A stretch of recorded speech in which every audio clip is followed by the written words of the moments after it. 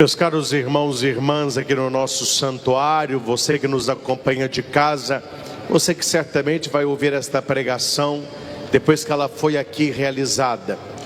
No quinto domingo da quaresma, a igreja nos traz a ressurreição de Lázaro. O texto é muito claro e entendemos a dinâmica do acontecido. A questão aqui é que há 2000 anos, Jesus se mostrou não com poder de ressurreição, mas sendo a ressurreição. Marta e Maria falaram com o Senhor o que sempre está no nosso coração, quando as coisas não saem conforme o programado. Senhor, se estivesses aqui, as coisas teriam sido de outra maneira. Se estivesse aqui, eu não teria ficado doente. Se estivesse aqui, eu não teria perdido meu trabalho. Se estivesse comigo, eu não tinha sofrido um acidente. Se estivesse com a minha família, tal pessoa não tinha falecido. Marta e Maria, elas vão jogar em Jesus algo que é inerente à própria vida: a morte. Aquele que não quer morrer, só há uma solução: não nascer. Nós caminhamos para a morte física, mas não para a morte espiritual.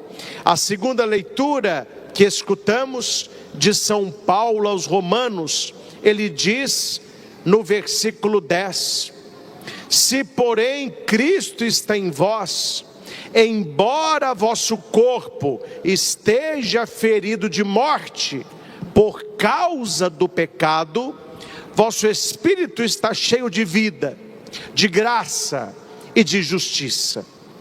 Aquele que vive para a carne, caminha para a morte. Aquele que vive no espírito, caminha para a vida. Porque para aquele que crê em Jesus Cristo, a morte física não é nada mais do que uma passagem para a vida eterna.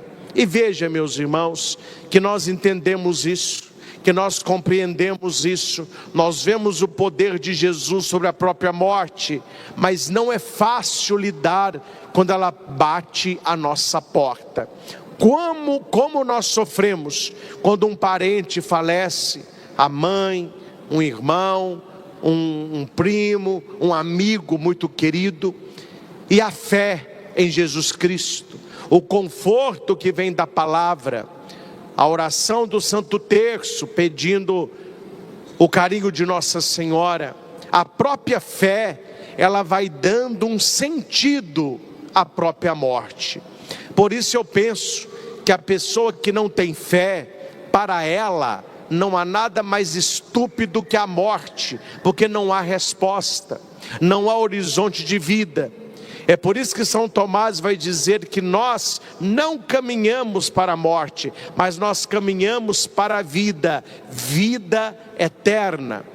E Jesus disse para os seus discípulos, quando chegou a notícia dos seus amigos, Marta, Maria e Lázaro, eles eram amigos de nosso Senhor. Aqui nós aprendemos, precisamos ser amigos de Cristo, gastar tempo com Ele, conhecer a vida dEle, permitir que Ele conheça a nossa, ser gratos pelo seu sacrifício redentor na cruz e assim por diante. Chegou a notícia, e uma notícia muito bela, recheada de significado. Marta e Maria pedem para dizer a Jesus: Senhor, aquele que amas está doente. Então veja, o amor de Deus por cada um de nós não impede a doença, não impede a morte, não impede as tribulações, não impede as tristezas, mas Jesus tem algo para nos ensinar, apesar do nosso corpo estar ferido de morte.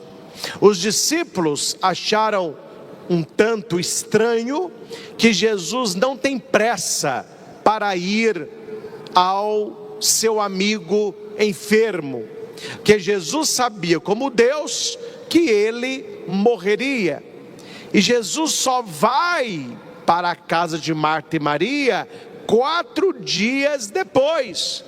E ele estava a apenas 3 quilômetros do local do sepultamento de Lázaro.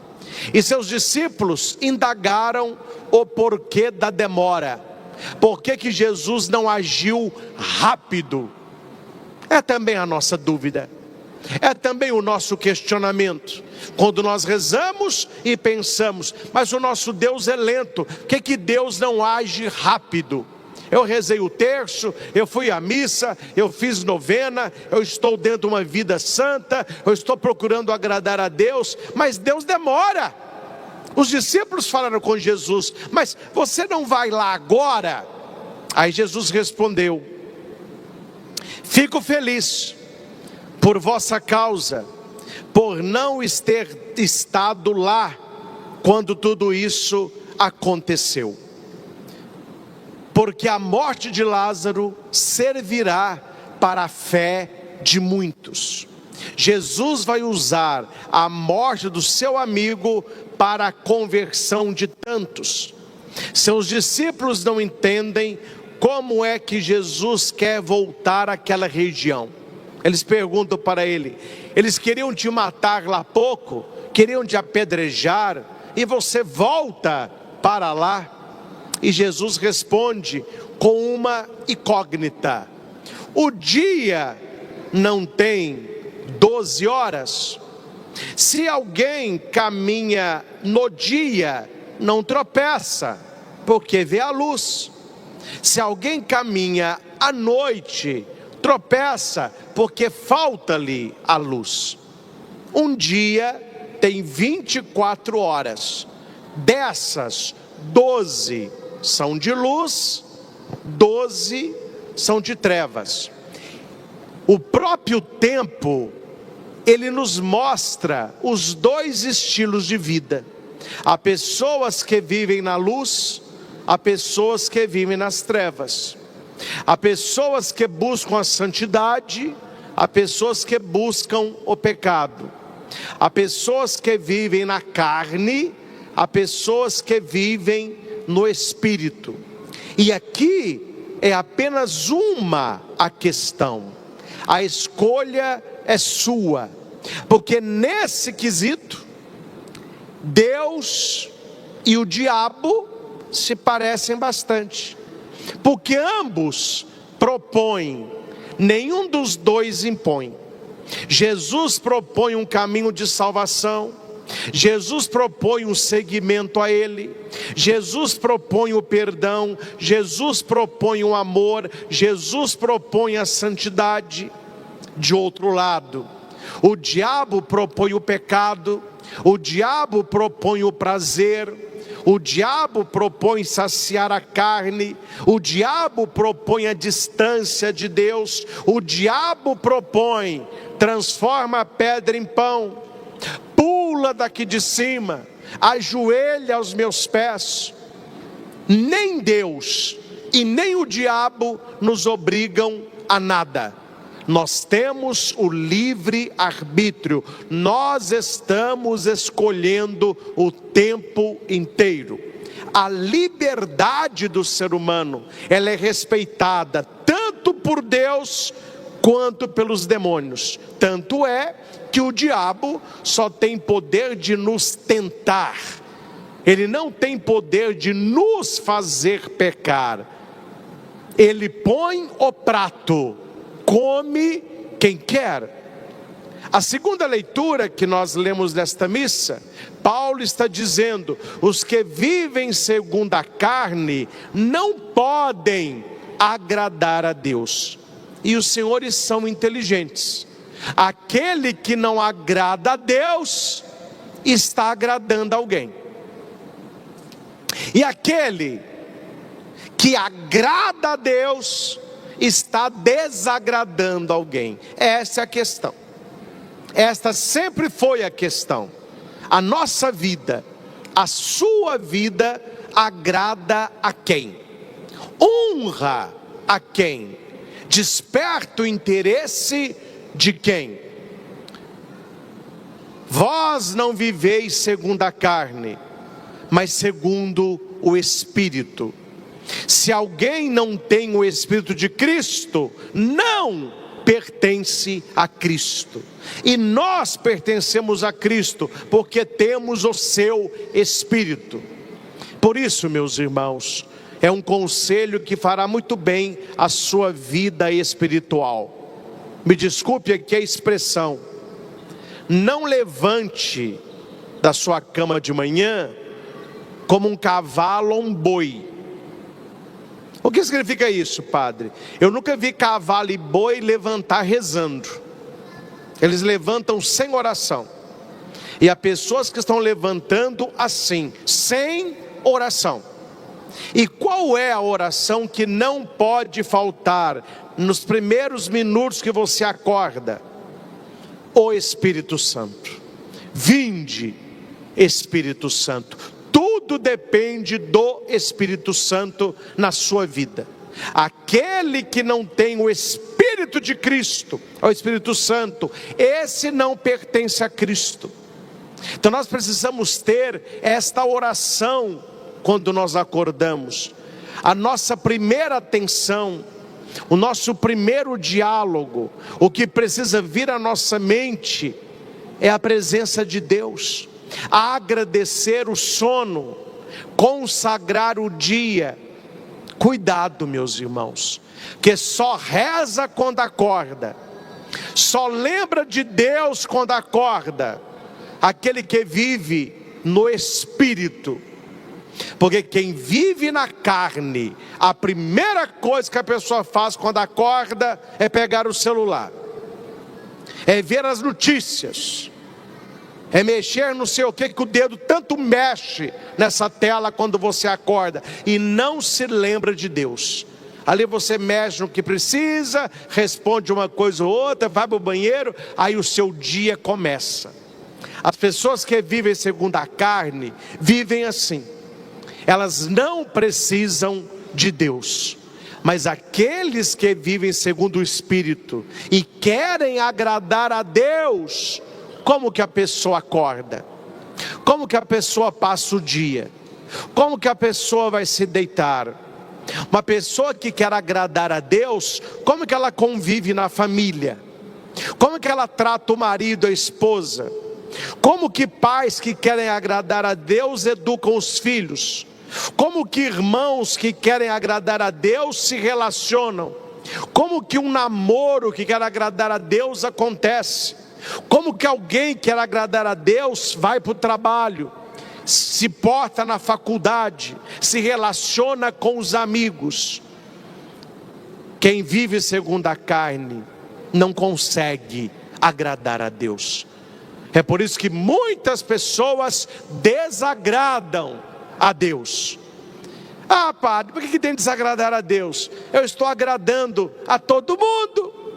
Era muito melhor você desagradar todo mundo e agradar a Deus, porque somente Ele tem a nossa vida na palma de suas mãos. É preciso, meus irmãos, tomar uma atitude com o evangelho que escutamos. Eu posso não conseguir fazer tudo, mas eu preciso fazer algo para ajudar a Deus. Nesta quaresma, eu adotei uma frase para mim a quaresma toda e que me ajudou bastante. Eu preciso ajudar a Deus e dificultar para o diabo. Eu tenho que ajudar a graça de Deus e dificultar a tentação. Vou te dar um exemplo, o mesmo exemplo. Suponhamos que a sua fraqueza, o seu vício, o seu pecado é o alcoolismo. Você é uma pessoa escrava da bebida. Como é que uma pessoa dessa agrada a Deus? Facilitando para a graça e dificultando para o diabo. Deu a vontade de beber, a boca está pedindo uma gelada. O que essa pessoa faz? Ela vai para a casa de um amigo de verdade, para pedir uma ajuda. Ele vai fazer ali um café, vai conversar, vai pôr um suco, vai fazer um suco, vai colocar um filme, vai jogar. A pessoa está fugindo. E a pessoa pode procurar a ajuda de Deus, fazer uma oração, pedir a alguém que o faça, procurar uma igreja para uma adoração. Essa pessoa está facilitando a graça. Ela está mostrando para Deus: eu tenho uma fraqueza, eu tenho um pecado que clama. Eu estou falando da bebida, mas está assim de pecado clamando em nós, ó. Cada um interprete o seu aí. Eu estou falando da bebida. A bebida está clamando em mim. Eu não quero beber, mas eu estou querendo. A minha boca está pedindo: ajuda-me, Senhor. Ele está ajudando a graça, e ele está dificultando para o diabo. Por que ele está dificultando para o diabo? Porque na casa do melhor amigo dele não tem bebida, porque o cara não bebe. Ele vai numa adoração na igreja, aqui não tem batida, não tem caipirinha, não tem rum, não tem vodka. Ele está fugindo do mal, dificultando para o diabo, facilitando para Deus. Aí a pessoa quer ter uma vida espiritual, vem a vontade de beber, ela liga para o colega de bar e diz: olha, eu estou com a vontade danada de beber, vamos combinar o seguinte, passa aqui em casa, mas vai ser uma gelada só. Eu não preciso falar o resto da história, né? Ele está dificultando muito a graça de Deus. Deus quer tirá-lo desta sepultura, como nós ouvimos a primeira leitura. Assim fala o Senhor Deus: vou abrir a vossa sepultura e vou conduzir-vos para fora, porém em vós o meu Espírito, olha aí, o Espírito Santo, o Espírito de Cristo, para que vivais, para que tenha. Não, a pessoa, ela tem a fraqueza da bebida, ela está indo para onde? Para o bar. A pessoa sabe que ela é fraca para o álcool, a casa dela tem um boteco. Meu filho, aí você me desculpe, você está facilitando para o mal, você não está facilitando para Deus, você está dificultando para você, você está dificultando para Deus, e você está facilitando para o mal. Eu gosto muito de José do Egito. O Senhor certamente conhece a história. Ele vai trabalhar na casa de Potifar. Ele é jovem, a Bíblia diz que é um rapaz muito bonito. E Potifar já é um homem, um senhor, e tem uma mulher. A mulher de Potifar é bem mais jovem, e ela fica doida com José. E ela insinua toda hora para José que ela quer ter relação com ele. Só que José escolheu viver no espírito, e ele colocou para ele mesmo duas razões para que ele não se deite com esta mulher. Primeira razão, ele não quer desagradar a Deus. Essa é a primeira razão. Segunda razão, ele não quer trair a confiança de Potifar, que foi o homem que lhe deu o trabalho. Então o tempo todo na cabeça dele: eu não posso desagradar a Deus, eu não posso trair a confiança de Potifar. E a mulher em cima, e a mulher em cima, e José, até que a mulher criou um plano.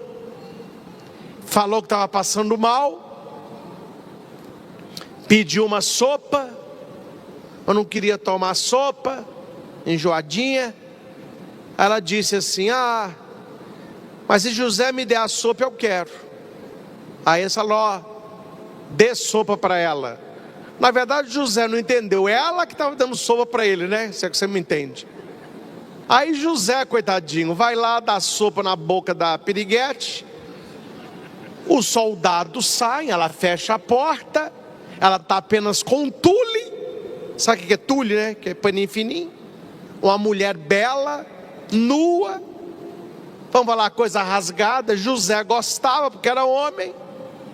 Ele dando sopa para ela, o olhinho, aquele seio. estou aqui.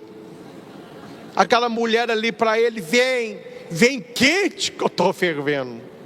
Meu filho, José sabia de uma coisa: com tentação não se brinca, com fraqueza não se brinca.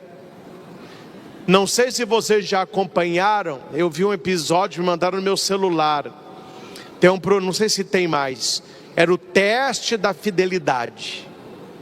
E aqui eu vou lhes dizer, para o homem não cair ali é muito difícil, porque eles criam todo o contexto, todo o local, tudo ali foi feito para o cara cair, e coloca uma mulher daquela que é o sonho de todo homem. José tinha uma escolha: vamos ver aonde vai dar, ou eu não vou brincar com a minha fraqueza. José, ele foge, ele pula a janela, a mulher fica com o manto de José, e a pergunta sua poderia ser: ué padre, mas a mulher nua na cama dando sopa, José não gostava? É o contrário, meu filho, José gostava demais, estava demais. E quando você tem uma fraqueza, você tem que entender uma coisa: se é sua fraqueza, fuja, e você vai facilitar para Deus, e você vai dificultar para o mal. Se José ficasse ali, conversando, não, eu não vou pegá-la, mas só um beijo, só num bate, ó, só um cheiro na nuca, você sabe onde vai terminar. Meus irmãos, todo pecado mortal, os 10 mandamentos, todo pecado mortal, ele se torna pecado mortal, porque quando você deveria ter fugido, você se achou tal: não, eu não vou cair, eu não vou trair, eu não vou falar mal, eu não vou desonrar meu pai. A hora que você assusta, está você lá. José nos ensina: quando eu quero agradar a Deus, e quando eu não quero decepcionar as pessoas que eu amo, é muito melhor fugir do que cair. É isso que a leitura nos ensina. Agradar a Deus, meus irmãos, é uma decisão sua. Você tem que trazer no coração isso: a minha vida agrada a Deus, aquilo que eu estou fazendo agrada a Deus, eu quero agradar a Deus. Este 5º domingo da quaresma, o Senhor está falando para você. Hoje ele não vai gritar mais Lázaro, ele gritou há 2000 anos atrás. Hoje ele vai gritar: Padre Christian, vem para fora. Ele grita o seu nome, e ele te chama para fora. Mas aqui há uma questão, preste atenção. O que havia, quem prestou atenção no Evangelho, o que havia entre Lázaro e Cristo? O que separava a morte da vida? Quem sabe? Um de cada vez? A pedra. Tanto é que Jesus vai dizer: tirai a pedra. Meus irmãos, é preciso tirar a pedra para escutar a voz de Cristo, para que você tenha uma vida nova. E a pergunta é: qual é a pedra na sua vida que você precisa tirar? É uma situação? É um lugar? São pessoas? É um vício? É um pecado? Qual a pedra? Que se você não rola a pedra, a ressurreição não acontece. E veja que rolar a pedra é o menos. O mais é a ressurreição. Rolar a pedra todo mundo pode, ressuscitar só Jesus pode. Ele não está pedindo para você o que você não pode. O que você não pode, Ele faz. Ele está pedindo para você o que você pode. Role a pedra, afaste a situação, volte para o Senhor, mude a tua vida, abandone os teus vícios. Eu sei, meus irmãos, que não é fácil abandonar um vício, porque ele é prazeroso, ele é gostoso, ele me sacia. Só que você tem que lutar contra isso. Mesmo que você caia no processo, você precisa lutar contra isso. Nós temos aqui esta bela imagem de Jesus carregando a cruz. E Jesus carregando a cruz, ele vai cair 3 vezes. Mas você não vê ele abandonar a cruz. Ele cai, ele levanta. Não há pecado cair, se você deseja continuar. Mas eu te peço uma coisa: vamos dificultar para o diabo, vamos dificultar para o mal. Pense qual é a sua fraqueza, qual é o seu calcanhar de Aquiles, qual é o seu ponto fraco. E cuidado, meus irmãos, falo para ajudá-los. Primeira coisa, aquele que pensa que não tem o ponto fraco é o mais fraco de todos. Todos nós temos. Não sei se você já assistiu Troia. É a guerra, né? E lá está Aquiles. A mãe de Aquiles é uma deusa. Ele é filho de homem com uma deusa. Ela vai mergulhá-lo para ter imortalidade, mas com medo que ele descesse no rio, ela segura no calcanhar de Aquiles. Então o calcanhar não foi banhado. Ele todo é imortal, o calcanhar não. Aí na guerra ele mata 1, mata 20, mata 100, mata 500, e ele não morre. Mas num determinada hora do filme, alguém atira uma flecha, e essa flecha vai acertar onde? No calcanhar. Daí para frente é o fim de Aquiles. O que significa quando eu digo calcanhar de Aquiles? É o seu ponto fraco. Eu tenho o meu, você tem o seu. Agora atenção, muita atenção. 2 pessoas querem saber qual que é o nosso calcanhar de Aquiles. Eu vou dizer quais são e por quê. Primeiro, os seus inimigos. Segundo, seus melhores amigos, pessoas que te amam. Por que que os seus inimigos querem saber o seu ponto fraco? Porque é aí que eles vão atacar, é aí que eles vão mirar. Por que que as pessoas que te amam querem conhecer o seu ponto fraco? Porque é aí que elas vão proteger. Os amigos protegem, os inimigos atacam. O diabo é o seu pior inimigo, Jesus é o seu melhor amigo. Amém? Então o diabo está de olho em você para descobrir qual é o seu ponto fraco, porque ele vai te atacar aí. Se o seu ponto fraco não é a bebida, ele não vai te dar cachaça, meu filho. Se o seu ponto fraco não é a pornografia, ele não vai colocar um site para você. Não é o seu ponto fraco, ele vai no seu ponto fraco. Então nós precisamos mostrar o nosso ponto fraco a Jesus, porque o Senhor vai proteger com a sua santa chaga.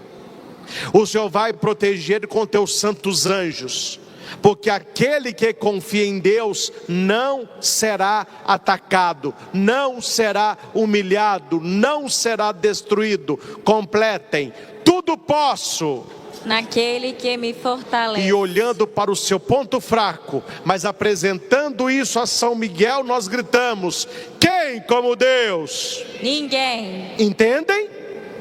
Por isso que Marta, Maria e Lázaro fizeram o melhor, amigos de Deus, e Jesus interviu e a vida aconteceu. Cuidado para quem você fala da sua vida, cuidado para quem você compartilha o seu ponto fraco, porque há amigos hoje que se tornarão inimigos amanhã. Para com essa de quantidade e passe para a qualidade. Roberto Carlos, muitas músicas bonitas, mas uma canção não confere a verdade. Essa canção não funciona. Queria ter 1 milhão de amigos e bem mais forte poder cantar. Olha, meu filho, você pode ter 1 milhão de seguidor, 1 milhão de fã, 1 milhão de admirador. Amigo é coisa para se guardar dentro do coração, do lado esquerdo do peito, debaixo de 7 chaves. Amigo não é bronze, amigo não é prata, amigo é ouro. E me respondam, você acha ouro na rua? Você acha ouro julgado por aí? E por que é tão caro? Porque é tão raro. Se você tem amigos de verdade, conserve-os. E não se esqueça que amigo nenhum fará por você o que Jesus, o seu grande amigo, já fez. Deu a vida por você. Eu falarei sobre isso no domingo que vem, mas eu dou um cutucão agora.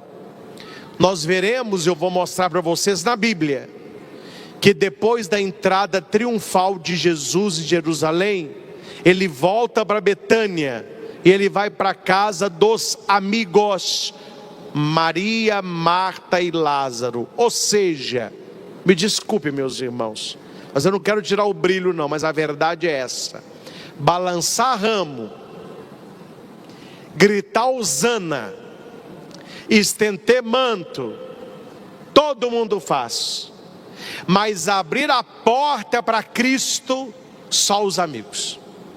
E Jesus entra em Jerusalém, hosana, entrou, levaram o burrinho, a multidão foi embora, e Jesus ficou na praça assim, aos discípulos: ó Senhor, acabou a festa aí, e agora? Jesus: não tem casa para eu ficar aqui, ninguém me recebeu, nem para um lanche, para um banho. Quer saber? Entrei, mas vou ter que sair de novo. Eu vou lá para Betânia, para a casa dos meus amigos. Uma pergunta só para você pensar: se a entrada triunfal de Jesus fosse aqui em Divinópolis, Jesus entrando triunfalmente aqui na JK. Para quem não é de Divinópolis, JK é a entrada principal da nossa cidade, fica aqui atrás de mim. Aí Jesus entra pela JK, ramo, manto, eu estaria lá, você certamente. Aí Jesus sobe, pega a Divino Espírito Santo, aí vai lá na Praça da Catedral, aquela multidão com ramo. Acabou a entrada triunfal, as pessoas vão para casa. Preste atenção na pergunta: será que Jesus pensaria assim: agora que acabou toda a festa, eu vou para a casa desta família amiga, porque esta família são meus amigos? A pergunta é: esta família seria sua? Jesus sente acolhido na sua casa? Jesus tem um lugar no seu coração? Se nós vivemos segundo o Espírito, nós estamos agradando a Deus e seremos amigos do Senhor. E guarde uma coisa: quem é amigo de Deus na terra, será amigo de Deus no céu. Quem é inimigo de Deus durante a vida, não será amigo de Deus depois da morte. Guarde o que eu estou lhes dizendo. Quem não é amigo de Deus na vida, não se tornará amigo de Deus depois da morte. O nosso tempo de conversão é enquanto o coração bate, é enquanto respiramos. Hora que nós pararmos com os sinais vitais, ali acabou o processo de conversão. O que está concretizado é imutável, não se muda mais. Que a primeira leitura nos ajude, meus irmãos, a ter uma vida mais leve. O Senhor está te chamando, saia dessa sepultura que você está. Se você não consegue fazer tudo, faça o mínimo que você consegue. Ah, padre, mas eu tenho depressão, eu penso em morrer. Olha, meu filho, vivendo o que você está vivendo, eu já tinha morrido. Não levanta, janela fechada, cortina fechada, porta do quarto trancado, 40 graus, você debaixo de edredom, e ainda põe na vitrola Renato Russo. Nossa Senhora, isso é para matar qualquer cristão. Ô padre, mas eu tenho depressão. Tá bom, mas vamos rolar a pedra? Vamos levantar e tomar um banho mais frio? Vamos abrir a janela do quarto? Vamos fazer uma oração? Vamos nos expor ao sol 5 minutos? É pouco que eu estou pedindo. Esta é a pedrinha rolada. Aí Jesus vai ver que você quer, e Ele vai dizer para você: vem para fora, saia do túmulo da depressão. Eu não sei qual é o seu túmulo, todos nós temos o nosso, né? É o túmulo da depressão, da ansiedade, síndrome do pânico, medo, os vícios, os pecados capitais, a traição, o rancor, o egoísmo, a maldade. A primeira leitura, o Senhor está dizendo. Vamos pegar aí no seu folhetinho a primeira leitura. Com isso nós encerramos. Pode levar o folheto para casa e marca essa leitura na sua Bíblia, para você não esquecer. Vamos comigo. Profecia de Ezequiel. Assim fala o Senhor. Vai lá. Ó meu povo, vou abrir as vossas sepulturas. Vou abrir as vossas sepulturas e conduzir-vos para a terra de Israel. Aqui é como se fosse conduzir-vos para a alegria, para a verdadeira vida. Versículo 14. Porém em vós o meu espírito. Porém em vós o meu espírito. Para quê? Para que vivais. Para que vivais. Não, olha para cá. Você não precisa ser enterrado para morrer. Vocês entendem isso ou não? Jesus não me deu o poder de ressuscitar os mortos. Acho que ninguém aqui tem esse poder. Tem? Tem? Não. Mas nós temos o poder, gente, de ressuscitar os vivos. Como eu vejo pessoas mortas ressuscitando depois de uma confissão, depois de uma adoração, depois de uma santa missa, depois de um encontro com Cristo. Nós não podemos ressuscitar os mortos, mas nós podemos ressuscitar os vivos. O primeiro passo é escutar o seu nome e Jesus falando para você: oi, você está aí porque você quer, eu estou te chamando, venha para fora. Lázaro, vem para fora. Você vai sair todo amarrado, lençóis mortuários, sinais da sua vida antiga. E Jesus, desataio, tira esses mantos, deixa ele caminhar. Todos nós queremos caminhar, todos nós queremos realizar, todos nós queremos ser felizes de verdade. Então tome uma decisão hoje: eu não irei ficar com baixa autoestima, com vitimismo. As pessoas adoram vitimismo, viu? Eu não vou ficar com vitimismo para que as pessoas tenham dó de mim. Eu vou tomar posse da palavra de Ezequiel. O Senhor abriu a minha sepultura, Ele vai me conduzir para fora, Ele vai me conceder o seu Espírito para que eu tenha vida. Eu quero esta vida, Senhor. Não foi o que a samaritana pediu? Dá-me de beber desta água, dá-me desta vida. É promessa de Jesus. E uma vez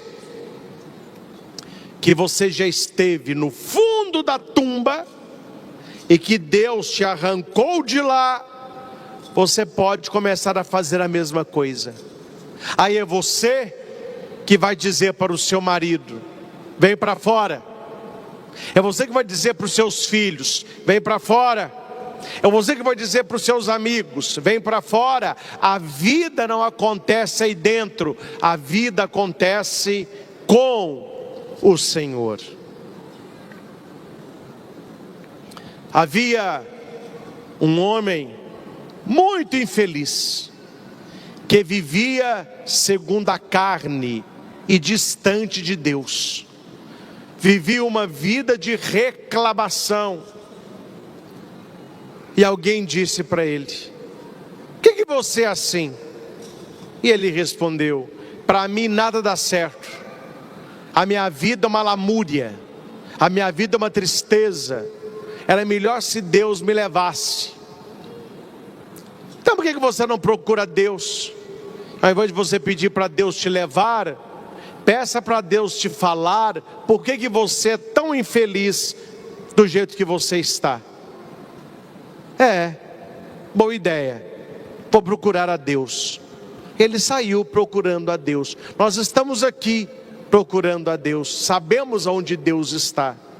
Ele andou um mês, uma semana, um dia, uma hora, um minuto, e passou na porta de uma gruta, na boca de uma gruta. E lá do fundo da gruta, ele ouviu a voz de um lobo. E o lobo dizia assim: é você que vai procurar a Deus? E ele dizia: mas como a fofoca roda nesse lugar, hein? Eu mal comecei a minha caminhada, até o lobo sabe. Sou eu que vou procurar a Deus. Eu quero saber porque eu sou tão infeliz.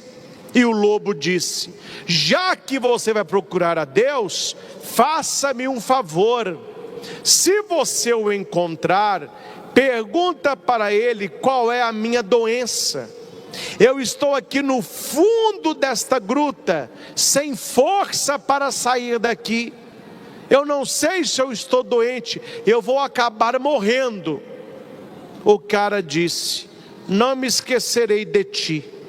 E ele anda mais um mês, uma semana, um dia, uma hora e um minuto. Ele tropeça na raiz de uma árvore. A árvore estava quase morrendo, coitadinha. Ela tinha 2 folhinhas só, uma folhinha num galho, uma folhinha no outro. Quando ele tropeçou na raiz, uma folhinha caiu, ficou só uma. Aí a árvore disse para ele: nas fábulas as plantas conversam, né? Olha, é você o homem que está procurando a Deus? Ele disse: até a árvore sabe dessa. Sou eu. O que você quer? Quando você encontrar a Deus, pergunta para Ele: por que eu estou morrendo? Eu era uma árvore grande, frondosa, florida, os pássaros estavam aqui, agora eu estou secando, eu não estou entendendo. Pode deixar, se eu encontrar a Deus, eu perguntarei. E a árvore agradeceu, e ficou com uma folhinha só verde, a última esperança, né? E o cara andou um mês, uma semana, um dia, uma hora, um minuto. Passou na frente de uma casa. Havia uma moça linda, linda, chorando, com um lenço. E ele olha para aquela moça, ele fica triste pela tristeza dela. E ela disse assim: é você o moço que está procurando a Deus? Ele disse: sou eu mesmo. Faça-me o favor, se você encontrar a Deus, pergunta para Ele por que eu sou tão infeliz. E ele: eu também sou infeliz. Então você sabe o que é ficar chorando dia e noite. Eu tenho depressão, eu tenho síndrome do pânico, eu tenho ansiedade. Pergunta para Deus por quê. Deus, ele falou: tá bom, não me esquecerei de ti. E ele vai andar mais um mês, uma semana, um dia, uma hora, um minuto. Quem que ele achou? Deus. Deus disse: você me procurava, eu que te procurava. Não precisa perguntar, eu sei o que você veio buscar. E eu vou lhe dizer: sabe qual é a causa da sua tristeza? Você vive muito distraído. Eu tenho colocado a felicidade na sua frente, mas como você reclama demais, você não vê. O meu conselho é só esse: fique atento, porque a sua felicidade está na ponta do seu nariz. Tenha sabedoria para vê-la. Obrigado, meu Deus, já estou me sentindo melhor. Aí Deus disse: mas não seja egoísta. E a mulher? E a árvore? E o lobo? Você sabe? Claro, eu sou Deus, sei de tudo. Fale para a mulher isso, fale para a árvore isso, e fale para o lobo isso. Tá bom. E fique atento, a sua felicidade está na ponta do seu nariz. Ele saiu assim,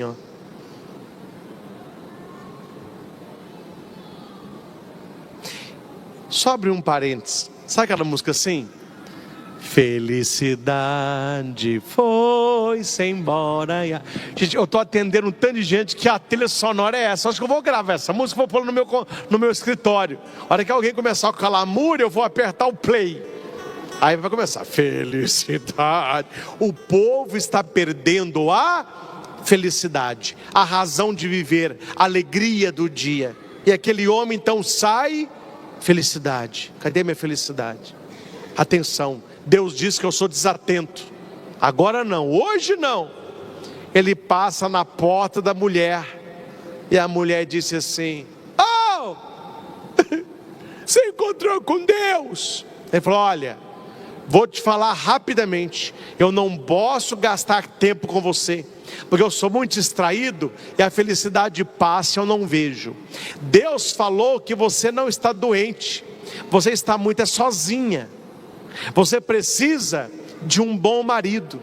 Ele diz que quando passar um bom rapaz por aqui, você vai se apaixonar por ele, vocês serão prósperos, terão filhos e terão uma vida longa. Agora, eu não posso render papo com você, senão a minha felicidade passa e eu não vejo. E ele vai embora. A moça continuou chorando. Ele tropeça na raiz da árvore, cai a última folhinha. Aí a árvore: agora acabou tudo, a última folha já era. Não, mas Deus mandou te falar uma coisa, mas eu não vou gastar tempo com você não, porque a minha felicidade passa e eu não vejo. Deus mandou te falar o seguinte: um rei enterrou aqui um baú de tesouro, quando você ainda não falava, e você cresceu, entendeu? Por que ela ainda não falava? Quando ela era mudinha. Essa foi. Quando você não falava ainda, né? Isso. Quando você não falava ainda, ele enterrou um baú de tesouro. Mudinha, né? Aí você cresceu e a sua raiz envolveu o baú. Só que o baú enferrujou. E a ferrugem está impedindo que a sua raiz puxe o que você precisa. Deus mandou te dizer que um dia que passar alguém aqui, e fizer a caridade de tirar este baú, é para você dar todo o tesouro para essa pessoa, e ela vai ter uma vida folgada e próspera. E ele disse: mas isso não me cabe, porque se eu gastar tempo tirando esse baú, a minha felicidade passa e eu não vejo. E ele vai embora. E a árvore olhou e não entendeu. Ele passa na porta da gruta e o lobo já está nas últimas. E o lobo fala: eu falo: não, você está ruim, meu filho, você está mais para lá do que para cá. O que é? Eu não estou te escutando. Oh, meu, olha, eu vou descer aí rapidamente, mas eu não posso ficar aí nessa gruta não, senão a minha felicidade passa e eu não vejo. Aí ele desceu, falou: olha, Deus mandou te falar o seguinte: você não está doente, é porque você virou vegano.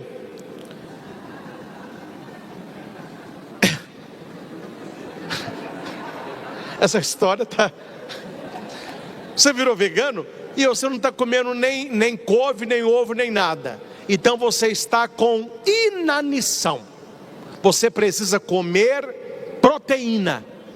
E Deus mandou te falar: o dia que você encontrar uma criatura besta o bastante para ficar gastando tempo com você, para você reunir a sua força e devorar essa criatura. Meu filho, na hora o lobo olhou para o cara, o olhar do lobo mudou, o lobo reuniu as suas últimas forças e pulou no cara. Enquanto o cara era devorado, o cara gritava: não falei que nada para mim está certo? Meus irmãos, vamos encerrar com essa, não é? Quem é o cara da história? Nós não vemos o que Deus tem preparado. A reclamação não nos deixa ver, a pressa não nos deixa ver, a superficialidade não nos permite ver. Deus está colocando na nossa frente uma vida fora do sepulcro. Saia, Lázaro! O que o cara da história faz? Ele entra. Não, é vida, é luz, é graça. E quem dera que no fundo da nossa gruta estivesse um lobo, que no fundo desse lugar escuro está o mal, que quer roubar a tua alma, destruir a tua vida. João 10:10, ele vem para matar, roubar, destruir. Meus irmãos, eu peço ao Espírito Santo que depois de uma pregação dessa, que você não continue tendo a mesma vida. Não é possível que a palavra que a igreja nos dá de presente este domingo não impacta a tua vida, para que você saia daqui com essa ideia: eu quero ter uma vida na graça, eu quero ter uma vida feliz. Eu não nasci para estar nesse sepulcro, neste túmulo onde eu entrei ou onde me puseram. O Senhor chama pelo teu nome. É nosso interesse sair. E não reclame da vida, se você está vendo, mas não está enxergando. Deus está colocando as graças na tua vida. E mesmo que você não entenda o que acontece no presente, saiba, tem algo bom vindo por aí. Quando eles acharam que Jesus demorou e que Lázaro morreu, Jesus não demorou. Jesus preparava uma graça ainda maior. Na sua vida também é assim. Deus não demora, Deus capricha. Escute a sua voz e saia do seu túmulo. Convido a todos a um minutinho de silêncio. Quem quiser fechar os olhos, faça um fundinho. Eu nem vou conduzir oração hoje, eu vou deixar você. Quando é que na sua vida você se pareceu com o cara da história? Procurando a Deus, Deus mostrando para você a sua distração, a sua ilusão com as coisas do mundo, que você não vê e você não consegue ver as oportunidades de Deus. Aquele homem não viu que aquela mulher que chorava era sua futura esposa, mãe dos seus filhos. Ele não conseguiu ver que aquele tesouro resolveria toda a sua vida. Ele gastou tempo com a única criatura que queria e que podia devorá-lo. Quantas e quantas vezes nós estamos nos autodestruindo dentro de um sepulcro, dentro de uma sepultura. Estamos como que sepultados vivos. Não vemos alegria na família, não vemos sentido no trabalho, não temos prazer no estudo, não nos relacionamos.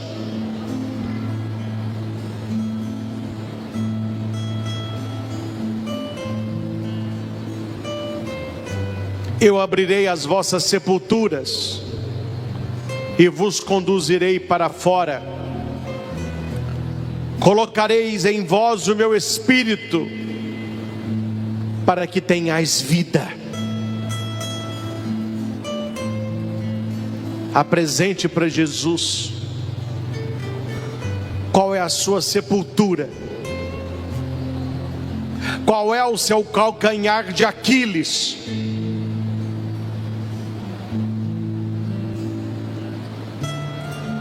E peça ao Senhor